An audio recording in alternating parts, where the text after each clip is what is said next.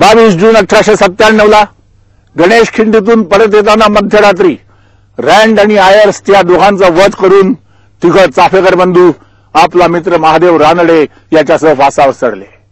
दामोदर, बाळकृष्ण आणि वासुदेव चाफेकर आणि महादेव रानडे यांना सरकारने फाशीची शिक्षा ठोठावली.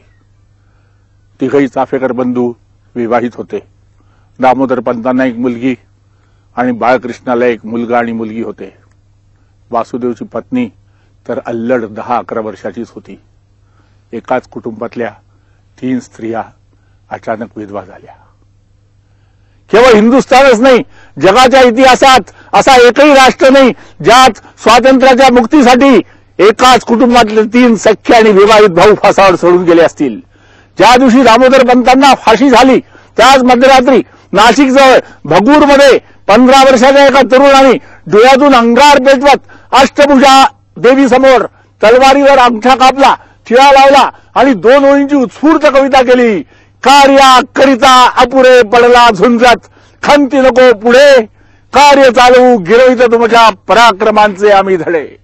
चाफेकर बंधूच्या राखेतून उठलेला हा 15 वर्षाचा तरुण पुढे 20व्या शतकातील क्रांतिकारकांचा कोहिनूर ठरला, ज्याचे नाव आहे स्वातंत्र्यवीर विनायक दामोदर सावरकर. भगूरमध्ये 2री इयत्ता पास करून आई आधीच वारल्यामुळे तात्याराव सावरकरांना वडिलांनी नाशिकला शिकायला पाठवलं. तिथे वयाच्या 16व्या वर्षी 1899 मध्ये राष्ट्रभक्त समूह हा पहिला क्रांती दल त्यांनी स्थापन केला, फक्त दोघांना घेऊन, ज्यांची नावं होती मस्कर आणि पागे. मग 1 जानेवारी 1900 त्यांनी मित्रमेळ्याची स्थापना केली. त्या दिवशीच्या पहिल्या भाषणात 18 वर्षाचा तरुण सावरकर म्हणाला होता, जहाल आणि मवाळ पक्षांचं काय घेऊन बसलात? हा इंग्रजांचा जो विषवृक्ष या देशात उभा आहे त्याला एखाद दिवशी अमृताची पानं येतील असं समजून मवाळ त्याच्यावर औषध दूध टाकून प्रार्थना करत आहेत, तर जहाल मंडळी फक्त त्या विषवृक्षाची काही पानं खुडत आहे. आम्हाला क्रांतीच्या रस्त्याने त्या विषवृक्षाच्या बुंद्यावरच मारा करायचा आहे आणि त्याला संपूर्ण उन्मलून टाकायचा आहे. मारिता मारिता मरेन अशी शपथ त्याच वेळी सावरकरांनी घेतली. त्यानंतर 1904 मध्ये अभिनव भारताची स्थापना केली, ज्या अभिनव भारताच्या शाखा युरोपपर्यंत पसरल्या.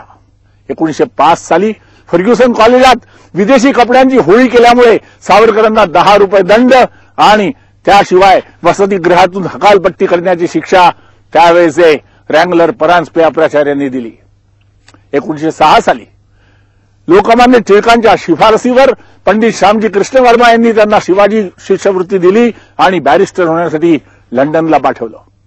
विलायतेत इंडिया हाऊसमध्ये त्यांनी क्रांतिकारकांचा गुट तयार केला आणि 1857चा 50 वर्षाचा सांगता समारंभ खुद्द लंडनमध्ये घडवून आणला.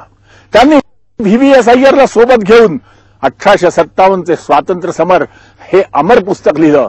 हा ग्रंथ इतका महत्वाचा होता की यांनी सर्व क्रांती दलांमध्ये पुढे विजेची बीजं पेरली. लाला हरदयांच्या गदर पार्टीत ते टेक्स्टबुक होतं. भगतसिंगांच्या हिंदुस्थान सोशलिस्ट रिपब्लिकन आर्मीतही ते टेक्स्टबुक होतं. सूर्यसेन यांच्या क्रांती दलात तर होतच, पण सुभाषबाबूंच्या आझाद हिंद फौजेतही 1857चे स्वातंत्र्य समर एखाद्या धर्मग्रंथासारखं पाळलं जात होतं. त्यावेळी महर्षी अरविंदांना टिळकांनी बडोद्याची नोकरी सोडून बंगालमध्ये पाठवलं होतं. बंगालच्या क्रांतिकारकांना एकत्र केल्यावर 1907 साली अरविंदांनी त्यांना सांगितलं, आपण घरी जी पिस्तुलं बनवतो ती जॅम होतात, चालत नाहीत. इंग्रजी सत्तेशी या देशी कट्ट्यांनी लढा देता येणार नाही. बॉम्ब विद्या शिकली पाहिजे. सावरकर नावाचा एक तरुण बॅरिस्टर होण्यासाठी विलायतेला गेला आहे. त्याच्याजवळ नक्कीच बॉम्बची सामग्री असेल, तरी कोणीतरी इथून जावं. हेमचंद्र दास नावाचा तरुण विलायतेला पोहोचला. सावरकरांनी त्याला पॅरिसला पाठवलं. सोबत सेनापती बापटांना दिलं. या दोघांना लीना नावाच्या एका रशियन मुलीनी बॉम्बचं प्रिस्क्रिप्शन शिकवलं. त्याची एक कॉपी टिळकांकडे पुण्याला गेली, दुसरी अरविंदांकडे कलकत्त्याला आली आणि क्रांतिकारकांनी पहिला बॉम्ब तयार केला. ह्या बॉम्बच्या मागे सुद्धा सावरकरच होते. बॉम्ब तयार झाल्यावर त्याचं परीक्षण कुठे करावं याबद्दल खलबतं चालली असताना एखाद्या निर्जन जागेत फोडून पाहावा, कारण अजून बॉम्ब पाहिलाच नव्हता, तो फोडावा कसा हेही माहीत नव्हतं. म्हणून प्रफुल्ल चक्रवर्ती नावाच्या मुलाला बिहारमध्ये देवघर जिल्ह्यात डिग्रिया नावाच्या पहाडावर पाठवण्यात आलं. तिथे निर्जन जागी तो पोहोचला आणि बॉम्बची पिन काढत असताना हातातच बॉम्ब फुटला आणि बॉम्बच्या तुकड्यांबरोबर प्रफुल्लच्या शरीराचे तुकडे आकाशात उडाले आणि रक्ताच्या धारांसह जमिनीवर आले. 1908च्या फेब्रुवारीत डिग्रिया पहाडावर पहिला बॉम्ब तयार झाला आणि तो किती शक्तिशाली याचं प्रमाण प्रफुल्ल आपले प्राण देऊन गेला. त्या प्रफुल्लचा इतिहासात कुठे नामोल्लेखही नाही. दुसरा बॉम्ब तयार झाला. त्याचं परीक्षण कुठे करावं यासंबंधी खलबत चालू असताना 19 वर्षाच्या एका मुलांनी सूचना दिली.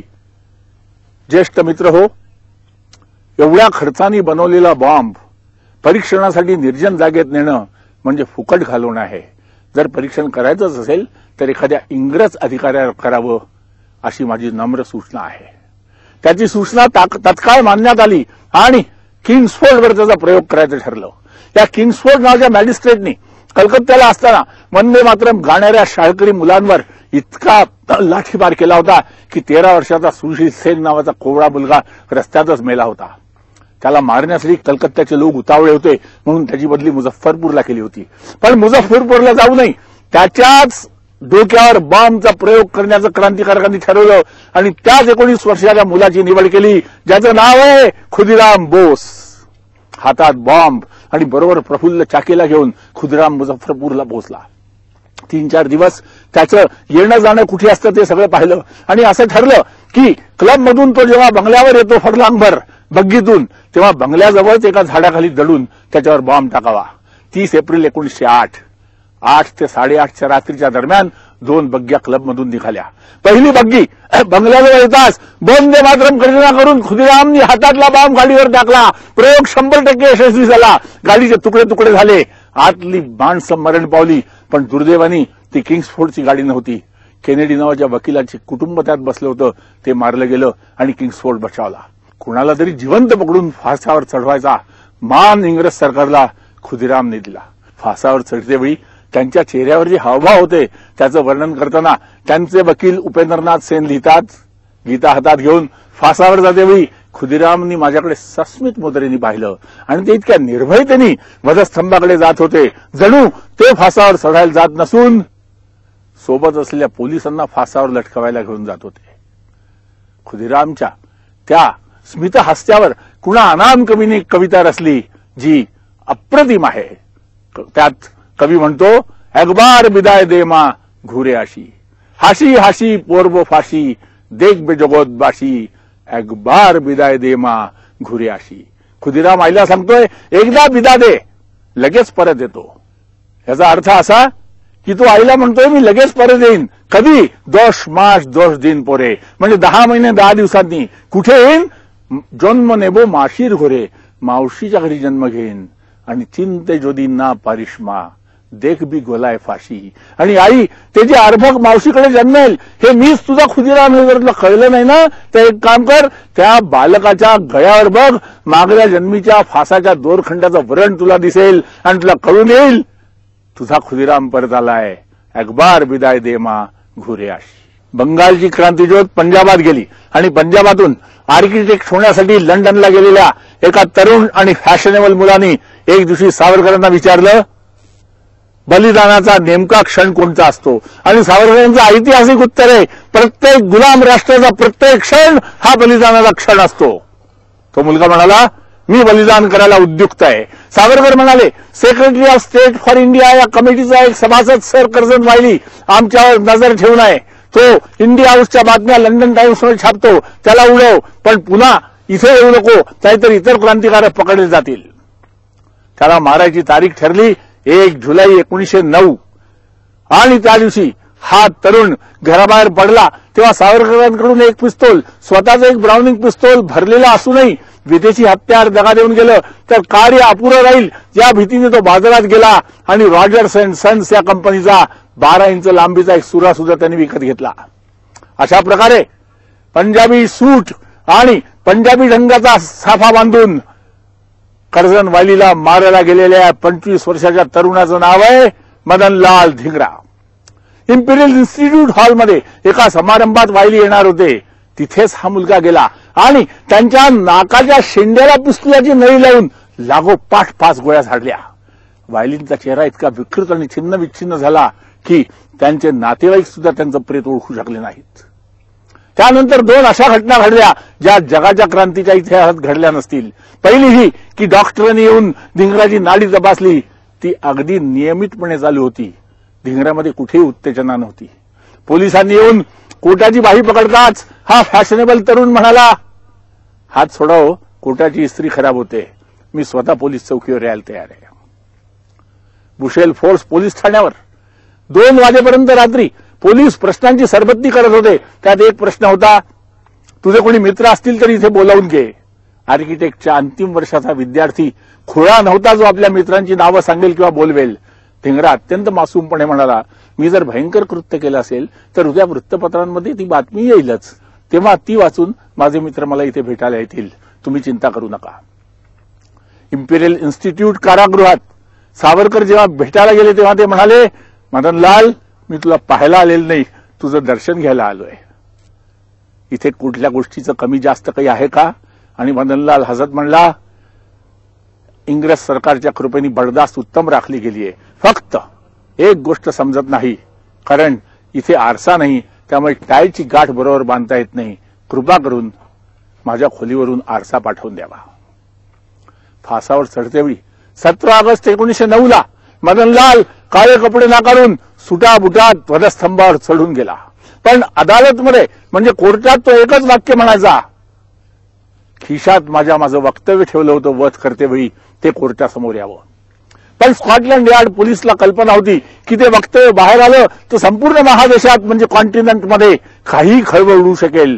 म्हणून त्याच्या घरात आणि खोटाच्या खिशात मिळालेल्या दोन्ही प्रती स्कॉटलंड यार्डनी लपवल्या आणि न्यायमूर्तींना धडधडीत खोटं सांगितलं की धिंगरापाशी कुठलाही कागद सापडला नाही. पण 17 ऑगस्टला मदनलाल ज्यावेळी फासावर चढायला जात होता त्यावेळी लंडनचा डेली न्यूज घराघरात जात होता आणि त्यात पहिल्याच पानावर मदनलालचं संपूर्ण वक्तव्य प्रकाशित झालं होतं. स्कॉटलंड यार्ड आश्चर्यचकित, एक काळा गुलाम लंडनमध्ये एका मोठ्या अधिकाऱ्याला मारतो आणि इंग्रज संपादक त्याचं वक्तव्य छापतो. त्या वक्तव्याबद्दल लॉर्ड ब्लंट, जे लोकसभेचे सभासद होते, आपल्या माय डायरी पुस्तकात लिहितात, ते वक्तव्य छापल्यावर जेव्हा जेव्हा विन्स्टन चर्चिल मला भेटले ते म्हणाले, इंग्रजी भाषेत राष्ट्रभक्तीचा इतका उत्कृष्ट नमुना आजवर माझ्या पाहण्यात नाही. आणि मित्र हो, विन्स्टन चर्चिल पुढे फक्त इंग्लंडचे पंतप्रधान झाले नाही, ते इंग्रजी भाषेचे शब्दप्रभू होते. ते वक्तव्य कसं काय गेलं ते वक्तव्य सावरकरांनी लिहिलं होतं. त्यात मदनलाल म्हणतो, I admit that the day I attempted to shed the English blood as an humble revenge for the inhuman hangings and deportations of patriotic Indian youths. In this attempt, I have consulted none but my own conscience. I have conspired with none but my own duty. I believe that a nation held down in bondage by foreign bayonets is in perpetual state of war. Since open battle is rendered impossible to a disarmed race, I attacked by surprise. Since guns were denied to me, I drew forth my pistol and fired. As an Indian, I felt that the wrong done to my country is an insult to God. Her cause is the cause of Sri Ram. Her services are the services of Sri Krishna. Poor in health and intellect, a son like myself has nothing else to offer to the mother but his own blood, and so I have sacrificed the same on her altar. This war of independence will continue between India and England so long as the Indian and the English races last, if this present unnatural relation does not cease. My only prayer to God is, may I be reborn of the same mother, and may I re-die in the same sacred cause till the cause is successful, and she stands free for the good of humanity and glory of God. Vande Mataram. 17 August 1909 रोजी मदनलाल धिंगरा लंडनच्या पेंटनविल जेलमध्ये शहीद झाले आणि 4 महिन्यांनंतर सावरकरांचा अभिनव भारताचा दुसरा अनुयायी अनंत लक्ष्मण कान्हेरे फासावर चढून गेला. सावरकरांचे मोठे बंधू गणेश पंत उर्फ बाबाराव सावरकर कवी गोविंदांच्या काही देशभक्तीपर कविता छापल्याच्या क्षुद्र आरोपावरून जॅक्सनने त्यांना काळ्या पाण्याची शिक्षा ठोठावली होती. त्याचा बदला घेण्यासाठी कर्वे आणि देशपांडे यांनी अनंत लक्ष्मण कान्हेरेला तयार केलं आणि त्याला माराची तारीख ठरली 21 डिसेंबर 1909. जॅक्सनची मुंबईला मोठ्या हुद्द्यावर बदली झाली होती. त्याला मराठी उत्तम समजत होतं. त्याला निरोप समारंभ कसा द्यायचा हे विचारायला त्याचे भक्तगण गेल्यावर त्यांनी सांगितलं, मला बालगंधर्वांचं गाणं आवडतं, त्यांचं नाटक ठेवा. 21 डिसेंबरला नाशिकच्या विजयानंद नाट्यगृहात किर्लोस्कर संगीत मंडळीचं शारदा नाटक ठेवण्यात आलं, ज्यात शारदेची भूमिका बालगंधर्व करत होते. कर्व्यांनी कानेरेला 12 आण्याचं एक आणि खुर्चीचं एक अशी 2 तिकीटं काढून थिएटरात पोहोचवलं. धोत्राच्या सोक्यात एक पिस्तूल, लांब कोट्याच्या खिशात दुसरं पिस्तूल टाकून कानेरे थिएटरात शिरले आणि साथीदारां जे बसतात स्टेजच्या बाहेर सारंगी पेटीवाले वगैरे त्याच तख्तावर जाऊन बसले. एकीकडे नाटक दिसेल, दुसरीकडे दुरून येणारं जॅक्सन दिसेल, ही त्यांची कल्पना होती. जॅक्सनच्या निरोपाला नाटक सुरू करा, मला थोडा उशीर होईल. नाटक सुरू झालं. पहिल्या अंकातल्या दुसऱ्या प्रवेशात कोदंडाच्या भूमिकेत असलेले जोगळेकर नावाचे नट एका साखीचे स्वर गुणगुणत रंगमंचावर येत असतानाच आवाज आला, साहेब आला, साहेब आला. खरं तर तो येऊन पहिल्या खुर्चीत बसल्यावर होता. 2 फुटाच्या अंतरावरनं कानेरे गोळी झाडू शकत होते, पण तो 19 वर्षाचा मुलगा इतका उत्तेजित झाला की धावत पुढ्यात गेला आणि पहिली गोळी झाडली. ती हुकलेली पाहून त्यांच्या पाशीच पोचला आणि छाताळ्याला पिस्तूल लावून लागोपाठ 5 गोळ्या झाडल्या. कानेरे, कर्वे आणि देशपांडे तिघांना सरकारने फासावर चढवलं. तिकडे मद्रासला अभिनव भारत संस्थेच्या शाखेपैकी वांचेयर नावाच्या मुलाने ऍक्स नावाच्या कलेक्टरचा तिरुनलवेली स्टेशनवर वध केला आणि त्यांनी आत्मार्पण केलं. फ्रान्समध्ये सावरकरांना या बातम्या कळत होत्या. मदनलालचं तर त्यांना ठाऊक होतंच. कानेरे गेला, वांचेयर गेला. अहमदाबादला गव्हर्नरच्या गाडीवर बॉम्बस्फोट करण्याच्या कटात त्यांचा लहान भाऊ नारायणराव पकडला गेला. मोठे बंधू बाबारावांना क्षुद्र कारणावरून काळे पाणी गेलं. हे सर्व ऐकून ते उद्विग्न झाले. एक दिवशी समुद्र किनाऱ्यावर बसले असताना त्यांनी मातृभूमीला परत जायची ओढ एका कवितेतून व्यक्त केली आणि ते म्हणाले, ने मजसी ने परत मातृभूमीला, सागरा प्राण तळमळला, सागरा प्राण तळमळला. मग ते पॅरिसहून लंडनला आले, पण व्हिक्टोरिया स्टेशनवरच पकडले गेले. जेव्हा सावरकर मोरियो जहाजात बसले तेव्हाच त्यांनी फ्रान्समध्ये वीरेंद्रनाथ चट्टोपाध्याय आणि मॅडम कामा यांना सांगितलं होतं की मी बंदराजवळ आल्यावर उडी मारीन, तुम्ही गाडी घेऊन हजर व्हा. फ्रान्सच्या मार्सेल्स बंदराजवळ जेव्हा जहाज आलं तेव्हा संडासातल्या पोर्टहोलमधून सावरकरांनी समुद्रात उडी घेतली. पोलिसांनी त्यांच्यावर गोळीबार सुरू केला, पण शिराफीने ते किनाऱ्यावर पोहोचले. पण दुर्दैवाने वीरेंद्रनाथ चट्टोपाध्याय यांची गाडी खराब झाली, ते वेळेवर येऊ शकले नाही. सावरकरांना फ्रेंच भाषा येत नव्हती. फ्रेंच पोलिसांनी पकडून पुन्हा इंग्रज पोलिसांच्या हातात दिलं आणि मुंबई कोर्टाने त्यांना 25 वर्षाच्या 2 म्हणजे 50 वर्ष काळ्या पाण्याची शिक्षा ठोठावली. 50 वर्ष काळं पाणी. सावरकरांनी सरकारला अपील केलं की मला जर एकच जन्म मिळालाय तर त्या 2 जन्मठेपेच्या शिक्षा मी कशा भोगणार. जेलर सावरकरांना चिडवण्यासाठी म्हणाला, तुम्ही आम्हाला इतका त्रास दिलाय की या जन्मातली एक आणि पुढल्या जन्मातली दुसरी दोन्ही शिक्षा याच जन्मात देण्याचा मी ठरवलंय. त्यावर सावरकर हसायला लागले. हसण्याचं कारण विचारल्यावर म्हणाले, ज्या इंग्रज सरकारला आणि धर्माला पुनर्जन्मावर विश्वास नाही त्याचा माझ्यामुळे आजपासून बसला, याचा मला आनंद आहे. पण कृपा करून इतकं सांगा की 50 वर्ष इंग्रज या देशात टिकतील तरी काय. आणि 1910 नंतर 50 वर्ष इंग्रज या देशात टिकू शकले नाहीत. अंदमानमध्ये सावरकरांना काय कष्ट भोगावे लागले त्यांनाच नव्हे, त्यांच्या सर्व सहकारी क्रांतिकारकांना त्याची कल्पनाच करवत नाही. 30 शेर तेल बैलाच्या जागी लावून काढणं, एकच वेळ संडासला, एकदाच लघवी करायचं, ते मडकं खोलीत ठेवलेलं, त्याचा दर्प, जेवण्यासाठी वाटेल ते कदान्न, अशाही परिस्थितीत सावरकरांमधला कवी जागा होता. त्यांनी कमला नावाचं महाकाव्य लिहायला सुरुवात केली.